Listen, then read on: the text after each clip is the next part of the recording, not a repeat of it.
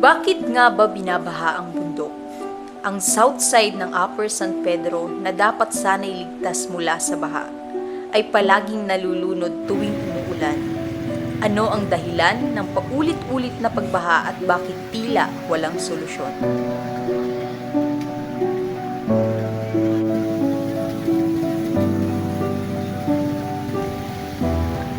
Ang baha rito ay hindi lang tubig. Kasama nito ang basura at masamang amoy. Ang mga lubog na kalsada ay sagabal sa buhay ng tao at sumasalamin sa mas malalim na suliranin ng komunidad. Ngayon, suriin natin ang mga ugat ng problemang ito. Paano nagsimula ang pagbaha sa isang lugar na dapat sana ay ligtas? Bakit walang solusyon ang lokal na pamahalaan? Samahan niyo kami sa kwento ng bundok na laging binabaha sa Upper San Pedro. Magandang araw sa ating lahat. Tayo ay nasa Barangay San Antonio, Sitio Southside, na kung saan makikita natin ang mga suliranin na kinakaharap ng barangay na ito, katulad ng pagbaha. Magandang araw sa atin lahat. Tayo ay nasa bahay ni Ate Rizalyn, o mas kilala sa pangalang Ate Liit. So, Ate, ano po ba yung mga kinahaharap nyo na suliranin sa ating barangay na ito? Hinaharap mo namin, baha lang talaga. Yun lang talaga. Baha lang. So, ilang taon nyo na po itong nararanasan? Lagi 2 taon na po. 2 taon. So, Ate, dumaan pa sa point na parang tumaas siya. Opo, Sobra. pumasok po sa bahay ng biyanan ko. So, bali, yung mga bahay dito is pinasok talaga ng baha. Opo, ito lang 3 nilira na yan. So, sobrang hindi po ba talaga ng baha dito? Opo, minsan po umaabot po ng gantuhod. Kasi umaagos naman po dun sila sa court. Sa palikod po sa ilog. Opo, papuntang dito. So, ilang taon nyo na po itong nararanasan? Mahigit 2 taon. Higit 2 taon. So, wala man lang parang aksyon na gawa o ano po? Mula po sa pamahalaan natin. Ngayon po, ina-actionan na po nila para umano po yung baha. Ginagawa na lang nila ng paraan para makaagos yung baha. Ano pong mga aksyon ito? Hukayin po yung dito para makaagos papunta doon. Meron na po bang mga nasimulan sila na pagbukay? Opo, andun po sa dulo. Bali, ilang taon na po kayo dito nakatira? 20? 20 years po. Sobrang tagal na po pala talaga. So, bali po, ilang taon na nyo na po itong nararanasan? Mahigit 2 taon. Mahigit 2 taon. Buti hindi po tayo nakakaroon ng mga sakit. Hindi po kasi nilimbihira naman po kami bumaba kasi nakakabulok ng kuko. Nakakabulok. Baha. Nakakapatay ng puno. Grabe pala ang epekto nito. Sa mga bata po ba, nakakaranas po ba sila ng pangangati sa katawan? Katulad nga po ng nabanggit natin kanina na mahilig po silang magtampisaw sa baha. Nakakaranas po ba sila ng pangangati Opo, minsan sanay na po sila sa tubig dito kada ulan, nagtatampisaw sila. Minsan nakangati. Parang binabaliwala na lang nila. Kasi naglalaro sila dyan eh. Nasanay na yung mga Nasanay bata. na yung mga bata. So, bale sa unang baha niyo pong naranasan to, grabe po ba yung epekto nito sa inyo? Oo naman po. Kasi po, pag nagpapaaral po ako ng mga bata, kasi wala po kami, lababo lang po ang meron kami. Dito ko po pinapaliguan sa labas, tapos pag umabaha, hindi ko na lang sila pinapapasok. Kasi dito naliligo, minsan pinapatong ko sa may upuan. Kawawa yung mga bata, Opo. pagpapasok, mga Opo. basang-basa. Minsan buhating pagpuntang tawid, doon na naghihintay ng tricycle. Grabe pala yung hirap na nararanasan nyo dahil sa baha na ito. Nabanggit niyo po kanina na ang kasalukuyang kagamitan o kasalukuyang gamit niyo po na pagpapadaloy ng tubig is yung lababo. So, wala po kayong palikuran o ano bang? Doon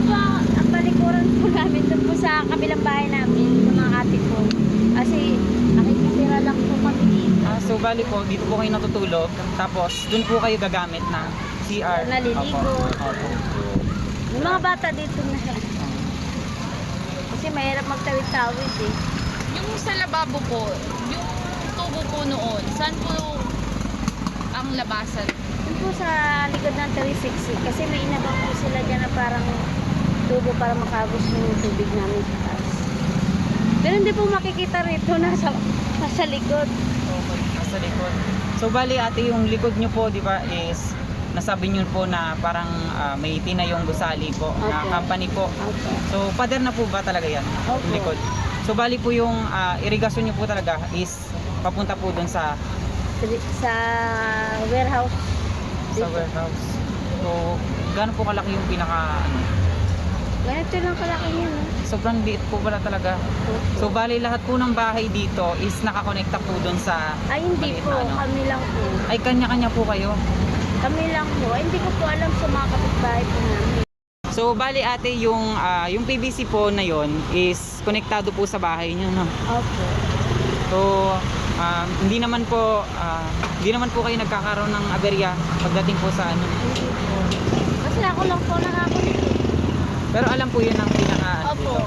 Kasi po, bago po ginawa yan, pinagpaalam po namin. Natirhan po kami kahit Opo. kunting abusan ng tubig. Para kahit pa paano po, no, hindi na po kayo maghanap ng ano. So bali po yung ibang bahay dito, paano po nila Hindi kasi may mga puso negro naman po sila. may mga puso na. So doon po talaga diretso yung pinaka ano nila sa lababo rin po. Opo. Yung sa lababo rin po nila is konektado sa Puso Negro po nila? Ganun po. Opo. Ganon din po ang nangyayari po dito. Kasi nag-ukay sila yung malalim. So ano na lang talaga, no, gagawan na talaga ng paraan Opo. para maagapan yung ganito. So, maaari po bang makita po namin yung pinaka-actual na inyong lababo para po ipakita sa mga ano? Kung ayos lang po sa inyo. Ayos lang po. Okay po. Papasukin po natin ang bahay ni Ate Liit upang saksihan kung ano yung kanilang aktual na itsura ng kanilang lababo. Ayun lang po. So, tara po. Samantalang kusina. Ito po ang kanilang kusina. So, ito po yung lababo ninyo. Opo. Ginawa lang ng paraan yan para Ginawan lang po ito ng paraan. So, ito po yung nakakonektado dun po sa kung saan Ito, pinagpaalam ito, nyo pader. yung warehouse. So, ito po yung pader ng warehouse. Opo. Hindi po ba, may mga ano po kasi dito, may mga allowance or parang butas. Hindi po ba hindi po ba napasok ang ulan dito? Hindi po, kasi ginawan po ng paraan ng kapatid ng asawa ko yun. Para may yero po siya ng diplansya na yero. Pinagano lang. So para po pag umulan, mag-slide po. na lang po yung tubig. So ganun po ba? Walang magano, wala naman material na iba kaya. Kayo po ba ay nagre-renta lamang po rito? Hindi po, nakikitira lang po. Nakikitira lang po. Buti po pumayag yung warehouse na sa haligi po nila or sa paligid po nila is may magtatayo po na bahay. Hindi ko po alam kasi hindi naman to basta-basta mapapaalis. Kasi Ganun po ba? Sa gobyerno to eh. So nung tumira po kayo rito is may nakatayo na po talaga na bahay or ano po ang nauna? Ang warehouse po ba o ang bahay na ito? Bahay po. Ang bahay. Kaya Kakagawa lang po nun. kakagawa lang po nito. Ano pong taon na gawa ang warehouse? 2022 yata. 2022. Git nyo po na bagong tayo lamang po itong warehouse na ito. So, ngayon lang po ba talaga kayo nakaranas? Or simula nung itinayo itong warehouse na to, nakaranas po kayo ng pagbaha? Ngayon lang po. Ngayon lang Kasi po, nakakaagos naman po siya kasi nung wala po, hindi pa to binili dito sa kabila. ano, Ang laki po ng ano namin kasi lagi po kami binabaha eh. Pero wala naman po magagawa kasi baka kami rin ang paalisin dito. wala po ba kayong mga hinaing sa pamahalan o sa mga nakakataas patungkol sa mga nararanasan nyo katulad nga po ng pagbaha? Ano po, inaksyonan po ng presidente namin po rito na papagawa po yung kalsada. Hindi po ba kinausap ang warehouse? At ano po, nung una pong tayo dyan po, pinakausapan po ng presidente po namin dito na bigyan kahit kunting agusan na ng tubig. Tapos, ito naman dito sa baba namin, kinunik yung CR. Nagalit yung 366 kasi mabaho daw yung CR. Dapat tubig lang po ang daluyan. Para sinarado nila yung daluyan dito. So, ano pong action ang ginawa naman po ng warehouse nung kinonekta ang Sinaraduhan po nila. kaya naging sanhi rin po yun talaga ng Pero malaking turong rin po na binigyan po kami ng kunting agusan. Kaso sinarado. Pinunta lang ng presidente dun sa likod. Ang kamalian lang po namin dito po. Nagkunik po sa CR. kaya po. Kasi may pusong negro dyan, malaki. Diyan kinunik yun. Para makaagos yung tubig. Pero po yung makikita po nating baha sa labas, yung baha po ba dyan is walang drainage papunta po sa warehouse or sa ilog Wala na po. katabi po? Wala po. PVC lang po na ganito kalaki. Ah. Parang didose siya ng PVC. Maliit lang. Ganyan. So, paano po nawawala ang baha diyan? Pinapasipsip po ng Pinapasipsip po. Ayun po yung solusyon ng pamahalaan na Opo. ipasipsip po ang baha. Opo. Okay po. So, base nga sa ating nakausap kanina na yung isa nga sa paraan ng kanilang para humupa yung baha dito is magkaroon sila ng sipsipan o yung pinapasipsip nila yung tubig para humupa at dalhin ito sa kabilang ilog. So, ating itong puntahan. Dito yung daanan ng tubig na galing nga doon sa kalye. So, yung dyan, yung pinakailog dyan is may harang na, nasabi mo kanina. Opo. Kasi pinarangan na po ng 366. Hinarangan nila. Ayun po. So, ito rin yung factory warehouse ng 366. Tapos may warehouse din dito sa kabila. Opo. So, yun pala. Napapalibutan na po ng 366. Okay, napapalibutan yung lugar na ito ng warehouse, which is yung 366 nga. Opo. So, hindi naman kayo nahihirapan kapag pinapaalod yung tubig na galing nga dun sa Dito kalye. po kasi dumadaan doon naman po kami sa kabila. Doon naman sa kabila. Yung pinakasapa po doon, may daanan po dyan. Tapos may mga bahay pa po dyan. Okay. So, hindi naman sila naaapektuhan kapag pinapaalod yung tubig dito. Di naman So, po. okay. So, dito nga makikita yung ilog na daw.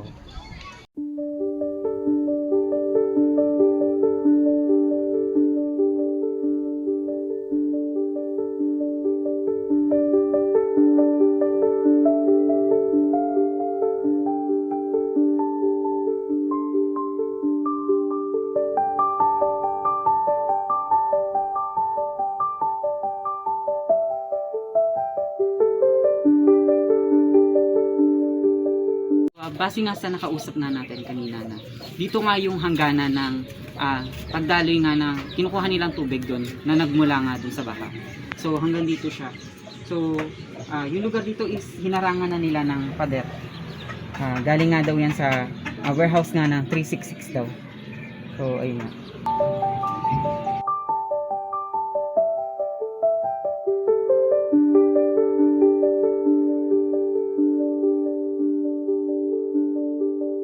Secretary dito sa Sitio Southside, si Salvacion Morada. Mas kilala po ako sa Bing Morada. Matagal na po akong secretary. Simulat natatag yung Southside, andito na ako. Hanggang ngayon. Yan.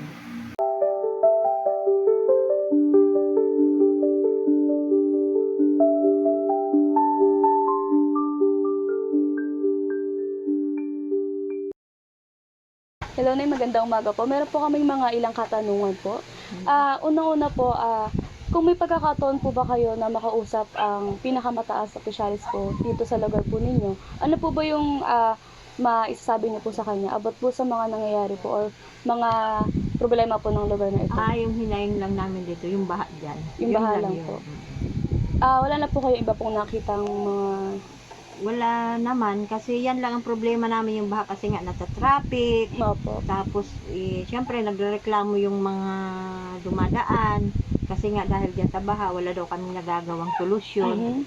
Mhm. Syempre, hindi naman namin agad-agad maano yan kasi sa DPWH yan. Lalapit kami sa barangay, sa munisipyo, mag-ano kasi maproseso daw. Yes Kasi po. nga po sa DPWH daw yan. Pero ngayon, ayan na, may dumating na gagawa daw ng ano, para magkaroon ng drainage uli doon sa kabila. Opo. Doon daw magtatap sa yung bagong warehouse diyan sa kaliwa. Iyon. Ay, yung kulay puti po doon na Opo. warehouse. Doon daw magtatap para magdalo yung tubig. Tas po, Papuntang Sapa. Dito po, sa may sapa po. Dito, doon sa kabilang Sa Sapa. kabila po. Sa may holiday park. Ayun lang po ang gusto niyo pong mangyari para po masolusyonan yung baha po na nararanasan po Opo, ninyo. para lahat ayos. Yes po.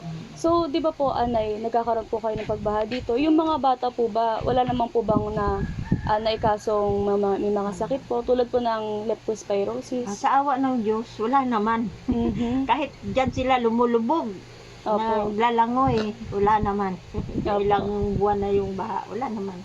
Wala naman. So, nabanggit niyo po na ilang buwan po na binabaha po. So, mga ilang buwan po ba ang pagbaha po dito bago po humupa? Ano naman, araw lang. Araw lang po. Araw lang. Kasi nagagawa naman ng solusyon, gaya nito pag mainit na, Hinihingi. ano na pinapahigop. Hmm. Yan. Mga isang araw, dalawa ganon. Pero pag tuloy-tuloy ang ulan, ayan, tuloy-tuloy din ang baha. Pero pag mainit na, halimbawa isang araw lang ang ulan, Opo. isang araw din ang baha. So, Nay, kung tuloy-tuloy po yung pagbaha po, hanggang saan po kaya yung baha? Tubig. Hanggang dyan lang sa may bungad, yung street ng mahogany, hanggang dyan lang naman kasi na ano man din siya. May maliit kasi yan na manhole din kami na ginawa doon. Kaso hindi kakayanin kasi parang yung PVC parang gahita lang ang laki. So, bukod po sa baha, may napapansin din po kami na iba pong nararanasan po dito tulad po ng mga basura. Nabanggit niyo po kanina na yung PVC po ay hanggang gahita lang. Paano po na kung magkaroon po ng mabarahan po ng mga basura? Ano po yung ginagawa po ninyong solusyon? Binubuksan namin doon sa may yung warehouse doon sa likod. Kasi mayroon yan parang yung bagsakan ng tubig Tubig, na opo. balon. Saan pong wares? Yung kulay yellow po ba? Opo. Yan. Dito po sa labas. Kasi yan dyan. Bago nila ginawa yan, nag-usap yung mga opisyalis sa sila na hindi nila isasarado yung butas. Kasi nga yung baha.